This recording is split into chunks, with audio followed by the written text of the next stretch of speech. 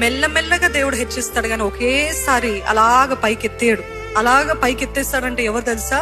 అపవాది. నువ్వు నాకు మ్రొక్కితే ఇవన్నీ నీకు ఇస్తానని చెప్పాడు. అవునా? So simple. ఒట్టి అపవాదికి మ్రొక్కాలంట, రాజ్యం ఇస్తాడంట, పేరు ఇస్తాడంట, ఘనత ఇస్తాడంట, డబ్బులు ఇస్తాడంట, అధికారం ఇస్తాడంట. కానీ దేవుని పద్ధతి అది కాదు. దేవుని ద్వారా హెచ్చించబడాలా?